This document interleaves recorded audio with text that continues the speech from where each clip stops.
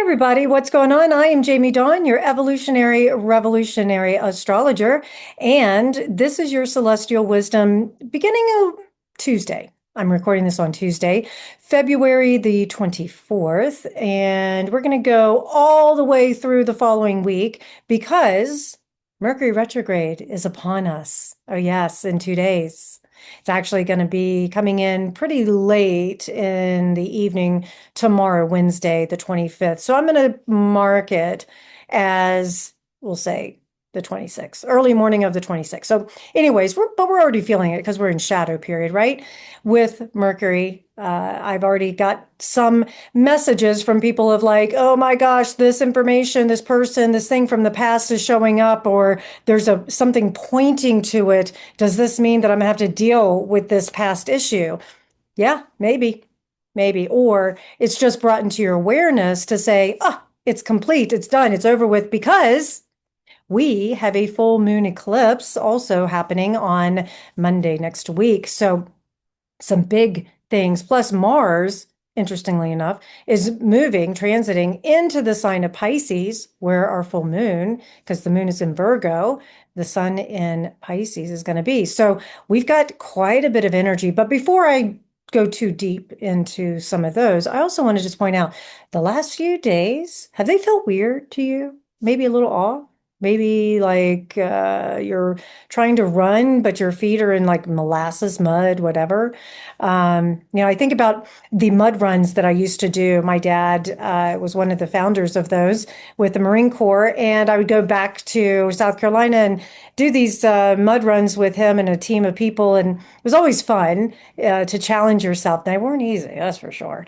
But we were scaling walls and we're crawling underneath the netting and tanks, and but at one point you had to try and run. You're coated in mud and it's just heavy and itchy and all that fun stuff. Anyways, but trying to run in it, you certainly don't go very fast. And I bring that up because the last few days, that's what it's felt like. It's had this like even a bristly kind of energy. And I was like, and I do look at astrology every day. And what stood out for me as I'm feeling these influences is the moon and how the moon has been transiting with some powerful transits. And now I'm a Cancer sun, so I tune into that moon energy quite a bit. But anybody who has a Cancer sun, Cancer rising, and a Cancer moon natally, you're going to feel this, but especially those Cancer risings, because your rising sign is your chart ruler and your moon, that moon rules your chart. So pay attention to that. I would say if you have that kind of heavy influence, track the moon, start doing a moon journal, notice what's happening. So think about this. We've had Saturn and Neptune conjunct, and this was an exact conjunction on Sunday, and the moon was in Aries. Yeah. So here's the moon applying to Saturn, Neptune, creating this feeling, the intuition, the mothering, the where do I need nurturing or where do I feel threatened energy, right? And it's that Aries energy of action.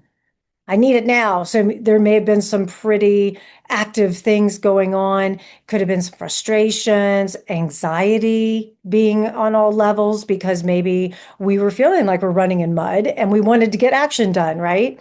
Then the moon transited out of Aries and into Taurus, as it does every, it takes about 2.5 days for the moon to make its transit through the signs.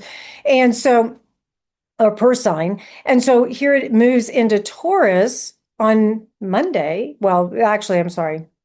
I'm wrong. It moved into Taurus, and then it moves in, which it was sitting conjunct to Uranus.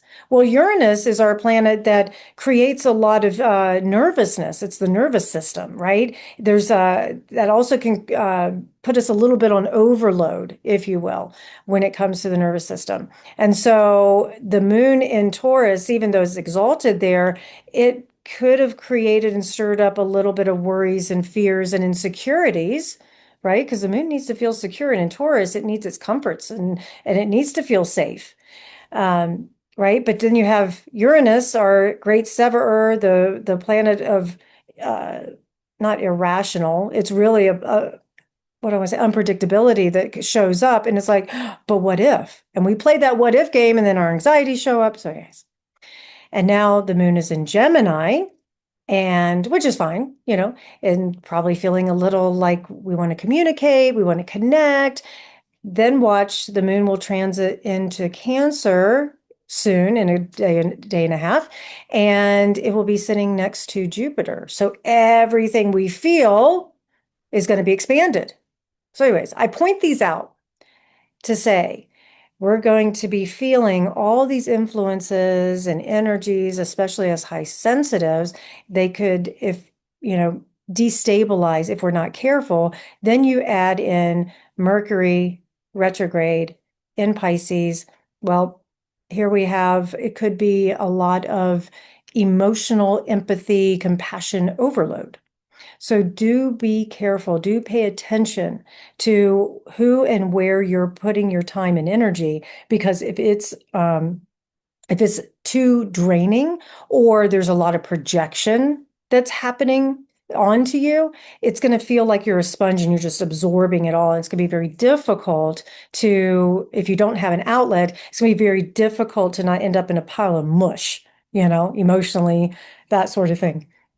And it's very possible, especially with this full moon in Pisces Virgo eclipse. We're already feeling it because remember, the eclipses are like new and full moons on steroids, that our empathy is on major overload where we shut down or we get stuck in analysis paralysis. That's the shadow of Virgo, right? We can have a tendency to get very fixated or detail oriented, and then we get stuck on trying to perfect something instead of relaxing and allowing the energy to flow, which is what Pisces does. Pisces is about surrendering. The other thing that we're going to have to look at, we talk about the surrendering, and with Mercury retrograde, things from our past could come in and we feel like we have to surrender to it, but we go so far as to become the victim of it. I'm a victim of my circumstance. I'm a victim of this person saying what they said or doing what they did or whatever, right? So we have to watch out for that too. Now, I will say that the Mercury retrograde is going to be very beneficial for dreams. Now, my dreams have been whack-a-doodle lately. I keep telling my beloved, I'm like, you need to start remembering your dreams because I swear I'm dreaming for him. I know it. But anyways, they've been wackadoodle. So pay attention though, because our dreams can inform our waking state. Our intuition's super heightened during a Mercury retrograde, particularly because this is the one in Pisces. And we can have some big creative breakthroughs and spiritual insights as well with this. So, journal, meditate, allow yourself to have these intuitive downloads. Now you add in the layer of Mars going into Pisces. Mars wants action. Well, Mars is going to act on intuition. So if you get that intuitive hit, this is an okay time to take the action, even if you don't know what that outcome might be. But keep in mind, we have Neptune and Saturn in Aries. They're playing around with that whole idea of action versus impulse, right? And being too impulsive with our intuition of going, well, I'm just doing it because. Luckily, Saturn's there to buffer some of that so that we're not, risking it to the point where we injure ourselves, right? We want to go very gently and say, okay, I'm not sure why I'm doing this, but the action I'm about to take is a calculated risk. This full moon with the Virgo energy can help with that as well. The other thing about the full moon eclipse, as we know, things have a way of being final. And with full moons, this is a reveal, right? So this is where truth can get revealed through going through details.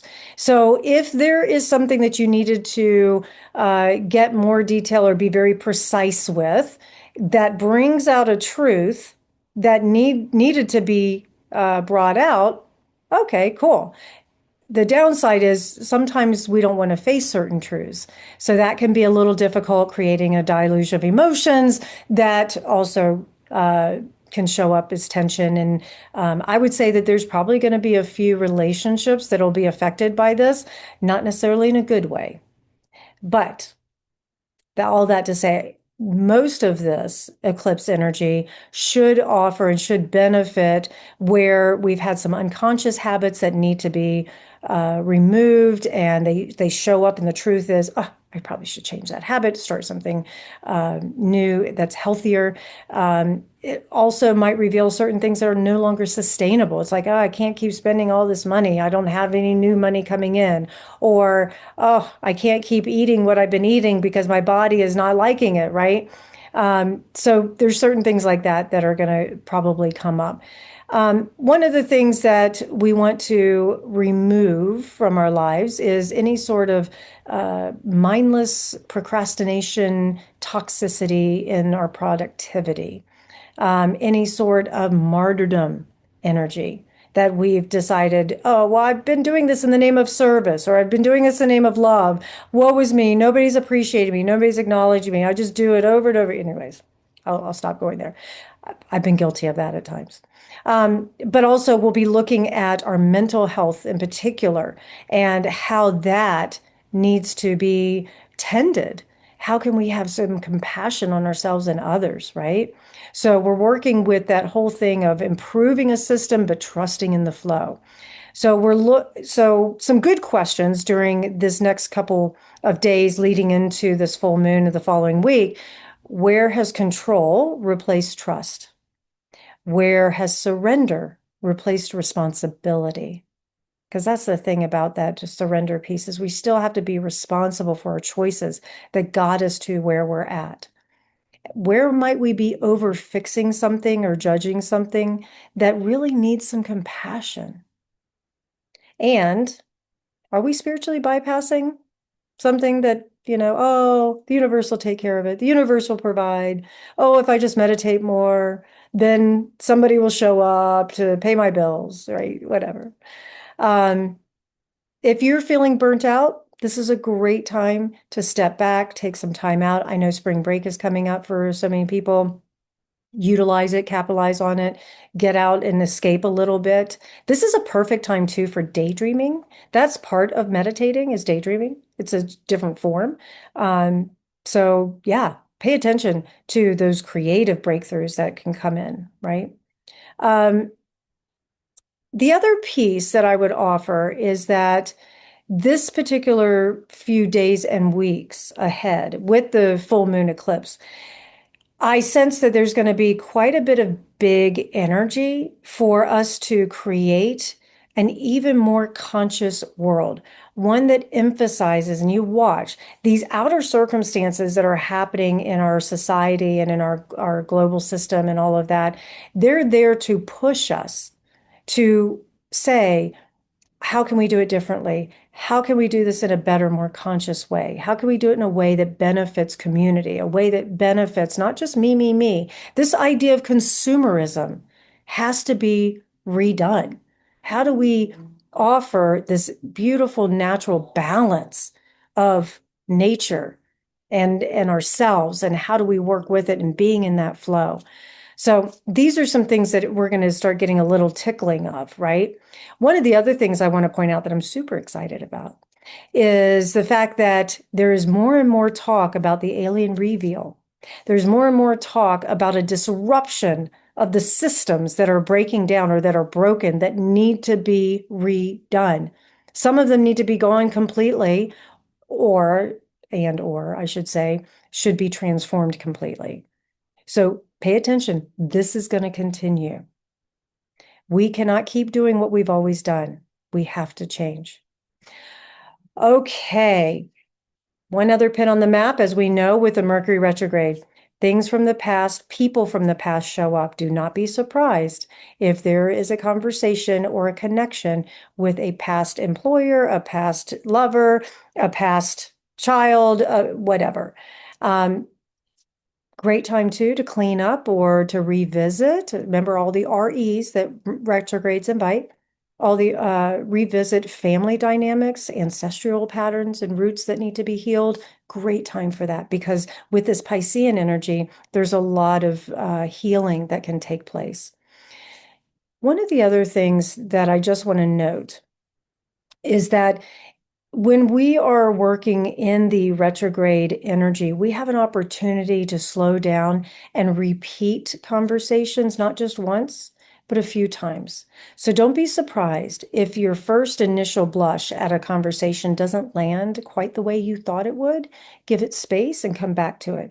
We're going to have an opportunity to revisit the themes that have started over the last 10 days or so, and then throughout the retrograde, and then again when Mercury goes direct. So we get three passes at this.